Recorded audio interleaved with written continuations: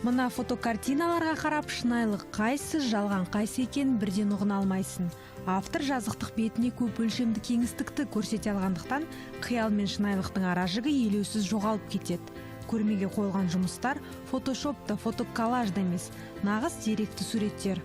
Бұл ерекше туындылар Германия елінің фотосуретшісі Дитер Зайттың еңбегі. Қазақстанда сурет түсірумен айналысқандықтан басты үш тақырып бойынша жұмыс істеймін. Соның ішінде негізгісі ландшафт тақырыбы. Мен өзім ұзақ уақыт әлеуметтанумен айналысқан адаммын. Әлеуметтанушы ретінде мені бұрынғы кеңес елі аумағындағы әлеуметтік өмір жағдайының өзгеруі қызықтырды. Осы қызығушылық көріп отырғандарыңыздай фотокөрмеге ұласты. Біз аса назар аудара бермейтін қаладағы күйбең тіршілік шетелдік фотосуретшінің басты назарына алынған.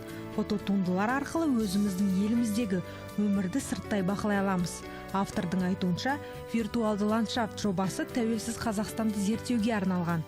Ата-баба дәстүрі, бұрынғы кеңес және бүгінгі батыс ықпалын сабақтастырған Қазақстан қазіргі таңда жаңа байқуатты мемлекетке айналып отыр дейді ол.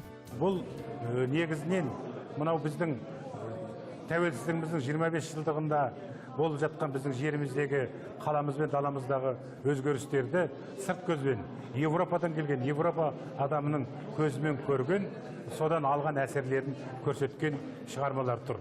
Негізінен фото өнерінің мүмкіндігі зор екендігі, және оның мынау ойға шақыратыны, ой түюге болатын өнер екендігін бізге көрсетіп отыр.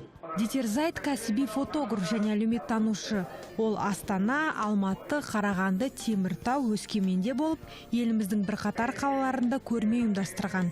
Бүгінде автордың 30-дан астам еңбегінен тұратын виртуалдық ландшафт атты көрмесі Қазақстан Республикасының мемлекеттік Әбілхан Қастеев атындағы өнер мұражайында өткізілуде. Келем, көрем деушілерге есік ашық.